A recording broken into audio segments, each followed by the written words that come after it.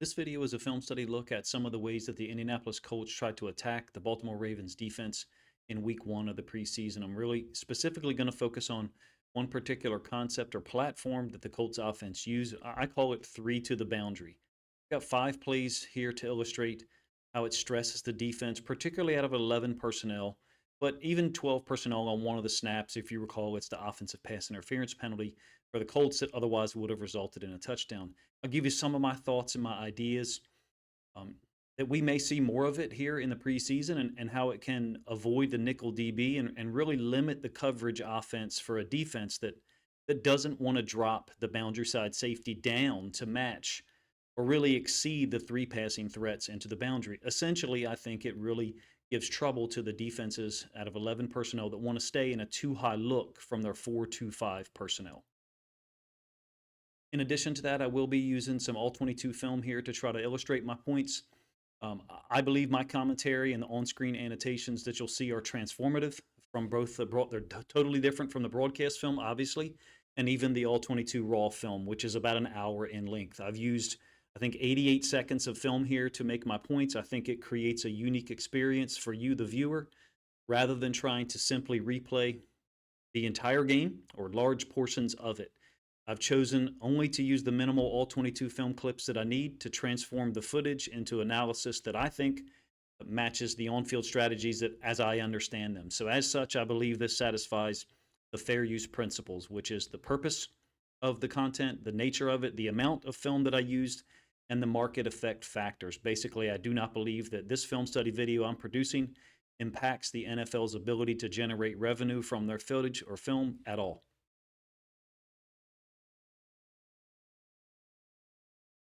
Let's consider this first play an establishing shot. This is, of course, the sack by David Ojabo early in the game that essentially knocked Anthony Richardson out of that contest. Fortunately, he's been able to return to action, and I think he's participating in one of their joint practices today. So there's 3 to the field initially first. I'm trying to use as much annotations as possible for multiple reasons. Number one, to give you guys information. Number two, I believe it does transform the all-22 film into something that should qualify under fair use. But in any case, you can see the 3 to the boundary that's been transformed by the motion. It was trips to the field, and now you've got tight end, Z receiver, if you will, and then the running back, what I usually call Pro Twins A. It puts the will linebacker, in this case Trenton Simpson, number 32, in tremendous conflict. In this case, the Ravens don't care. They didn't really change their blitz at all. Ojabo and Simpson are blitzing off the edge. They're dropping Mike Green to the field. Huge sack by Ojabo. I think you've really got just a version a somewhat complicated version of a drop cover 3. Some people would call it sky. So the free safety is dropping down to sky to the boundary, and then Mike Green is dropping out a zone dropper, if you will, from an outside linebacker position to the field to create that 4 under 3 deep shell, which I would refer to generally as a cover 3. Another example of the same concept, very much the same formation, in fact, from a totally different game. 2023 film, the Bucks trip to San Francisco to take on the 49ers. The same formation. I'll generally use a blue line to illustrate to you the boundary line, or what the left hash in this case is. The boundary would be to the top side of our screen up here, and then the field or wide side would be down there to the bottom, underneath of that blue line. It's Pro Twins A. Once again, you're putting stress on the boundary side will linebacker. So sometimes defenses will take the boundary side safety and walk him down to alleviate that stress. Essentially, what I mean by that is give that will linebacker someone to support him a little bit closer in coverage. Now, I'm getting away with one there in terms of my explanation because that boundary side safety actually walked over in motion, which you'll see from the end zone angle. There's the routes that you oftentimes see, essentially snag smash. So this particular route here by the tight end is not exactly the same route that he runs. He basically just goes up the seam. Here it's a quick completion from Baker Mayfield to, I think it's Godwin underneath. Certainly seems like a lot of work for a short completion, but keep in mind, it's a 3rd and 3. This is oftentimes 3 into the boundary is often a way to steal yards into the boundary away from the nickel defender. We'll give you the same play from the end zone angle. So Godwin is motioning across. I didn't show you that from the all-22. So basically, San Francisco was already in a one high look, and they're showing man by having that safety follow him across. The 49ers at some point checked to a zone variation, To use the example of this play for the previous one, basically number 57 is Simpson, the way the Ravens played it against the Colts in the preseason. Boundary side safety drops off. Again, it's a 3rd and 3. Quick completion from Baker Mayfield, but I felt like this play, this is one that I could recall, gives you an idea of how quick the read can be on 3 to the boundary and how there can be small, quick, tight windows that open up initially after the snap because there's no nickel defender there to occupy that space. 3 to the boundary, I should say, isn't the name of a formation, obviously. It just means there's 3 eligible receivers into the boundary, not 3 wide receivers. In the case of the first 2 examples you saw, it was a tight end, a wide receiver being the closest to the boundary, the number 1 receiver, as well as a running back.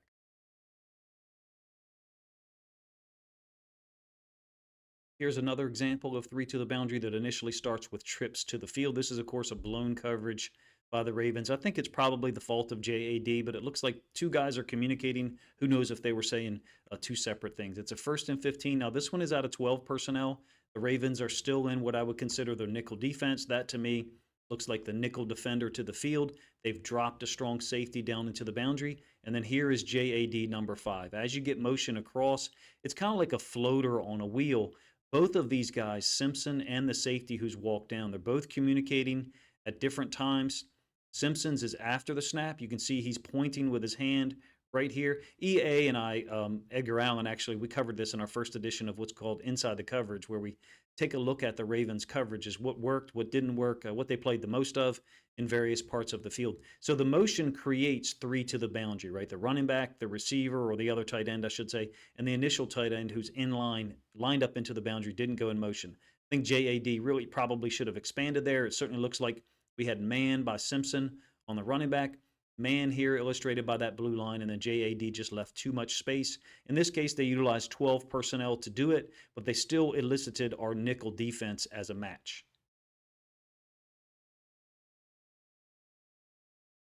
I think this is the same drive, to be honest with you. It's very conceptually similar, pre-motion to the same formation you just saw. The nickel DB is spot shadowed in purple, and once again, I've got the hash or the boundary line in blue. Ball is on the right hash. It's an 11 personnel group. Starts out as trips.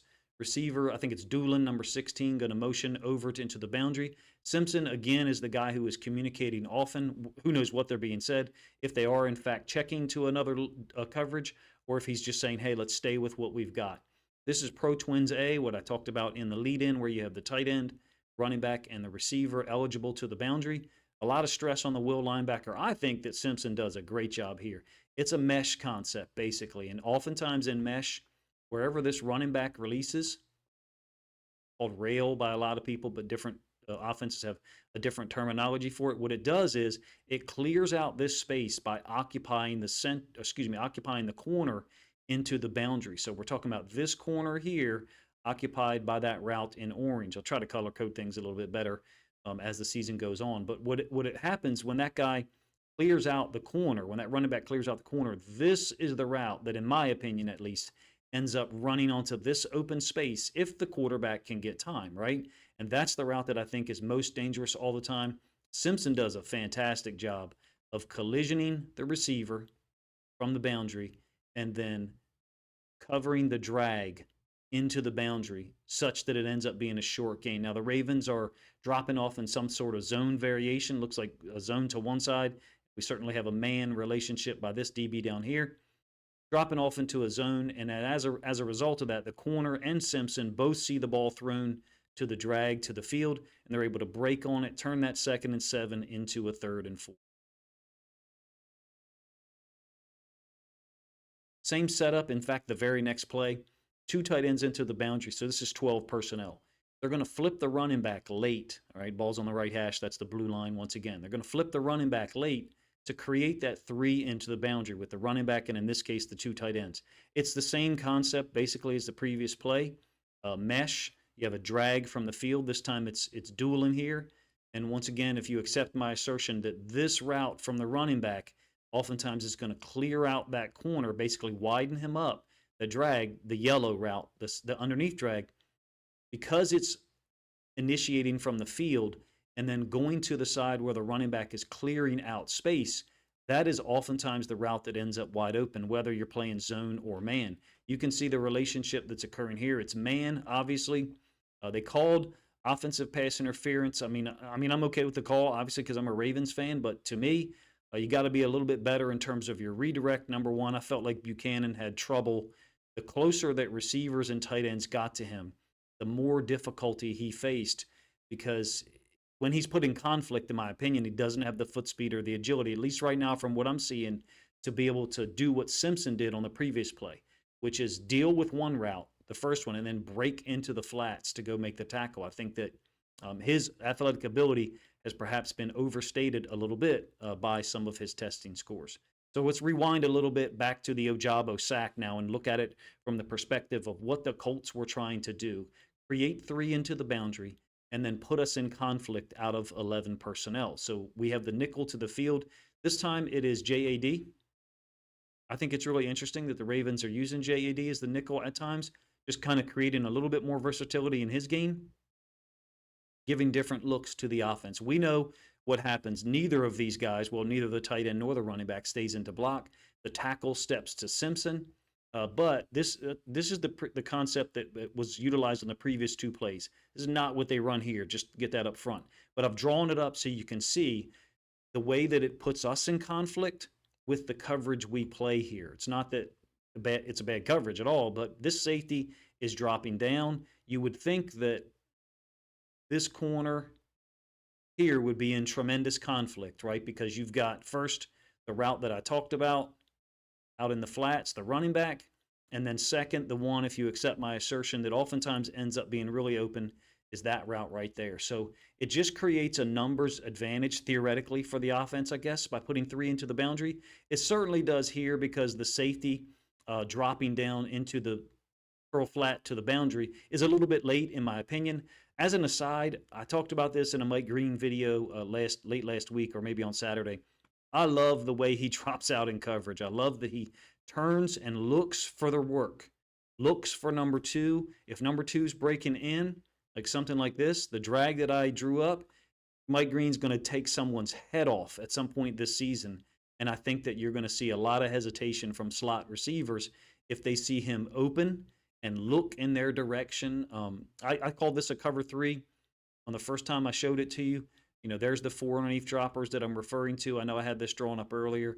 Whether you get a zone turn or a man turn, I'm still willing to call things a cover three structure because of the way that the Ravens are dealing with routes, generally to the front side. And so the whole point of this video is to say that three to the boundary forces you to change or at least communicate the coverage post snap in a way that you wouldn't do so if it was three to the field. Generally, you're getting trips to the field.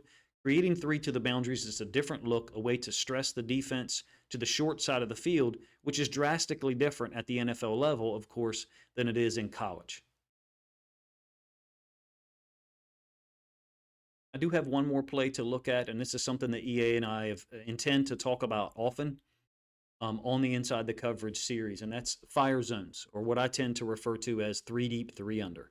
So three deep in the coverage, essentially cover three for the back end, but it's slightly different. And then only three under instead of four unders like I just drew up for that cover three. And this, of course, is going to be Jay Higgins' interception, I believe, in the fourth quarter.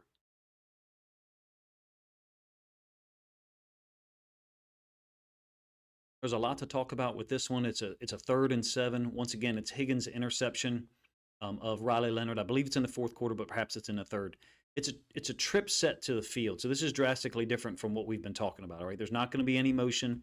This number 3 receiver is going to stay to the field. He's not motioning over here. So this is separate entirely from what we've been talking about so far. It's a fire zone, 3 deep, 3 under. Higgins is he's in the mug look. So the mug look is all those guys in that orange line, pretty much on the line of scrimmage. Additional to that, it's a 3-by-1 formation. So generally, you're getting a call up there for the corner to play essentially man. Some people call it Maryland, some people call it Louis, solo, whatever. Notice the difference with the field side corner, right?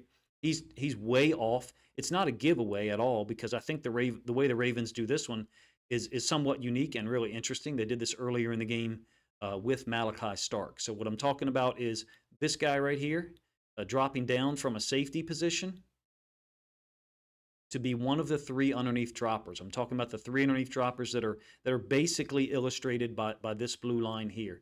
So you've got Higgins up there, and then two other defenders who are just past the line to gain. Again, it's a 3rd and 7. You've got some pressure that's created here by Ravenel. Additional to that, this defense, these second and third string guys, they're giving amazing effort. There's just an energy output that they're willing to show on every snap that is, I think it's, I don't know if I want to say unique at the NFL level, but they're giving amazing effort on every single play. Of course, this ends up being an interception for Higgins. I will give you the end zone angle in a moment so you can see Ravenel's pressure on the quarterback here, kicking ass, and then 56, I think, is Ham looping around, trying to get his hands up to deflect the ball.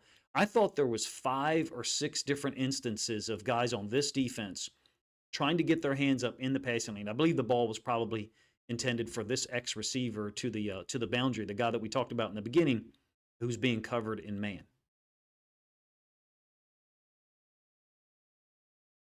So the mug look is created by all of those players here. And Higgins is the guy who's going to work out in the yellow line in that direction. Ravenel is spot shadowed in purple.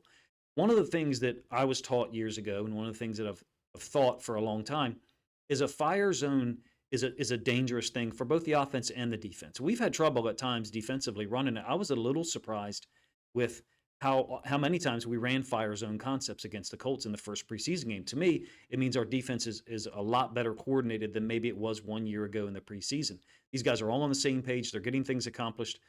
Additional to that, a fire zone where you get a player from one side of the midline who drops to the other side of the midline almost makes it feel like you're playing defense with 12 guys. So what I mean is there's the midline, and Higgins is accounted for in the pass pro scheme here.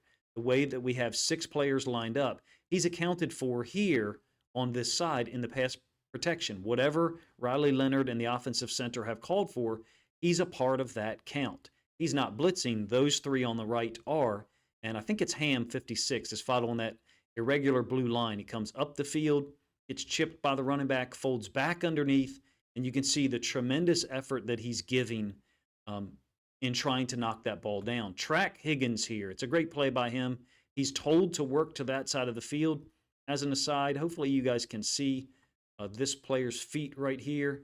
30 dropping down into the middle of the field. He's the player that I talked about. Essentially, he's fulfilling the same role that Malachi Starks did on a fire zone in the first quarter. Just one play before LeJontay Wester's touchdown return on a punt. Tremendous effort is being expended by these guys. They seem to be playing really fast, playing with a significant amount of energy, in my opinion.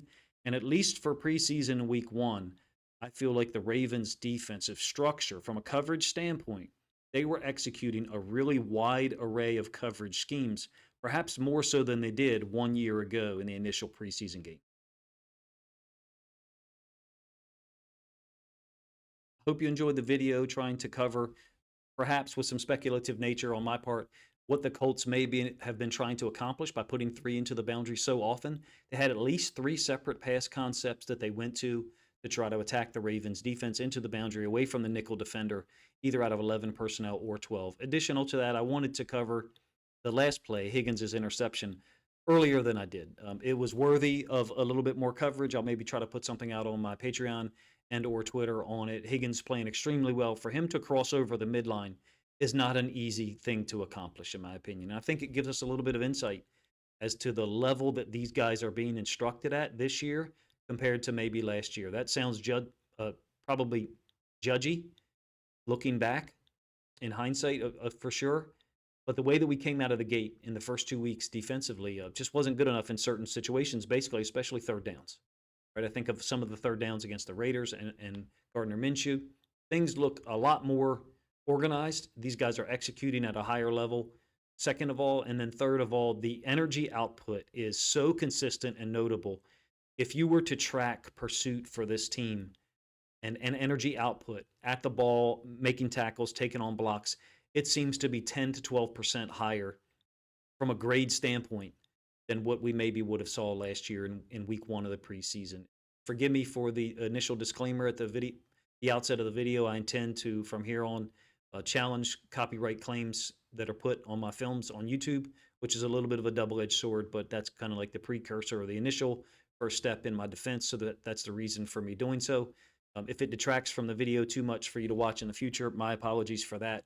But I'm trying to do as many things as I possibly can so that my work can stand for a little bit longer on YouTube and fans can enjoy it if they consider it fun to watch and something that's interesting and educational. Appreciate you guys' time. If you think other Ravens fans would enjoy this film study look at how the Colts tried to attack the Ravens defense and then how Zach Orr's group tried to match it and adjust, then please consider grabbing a link to this video, sharing it out on social media to help this content get more reach.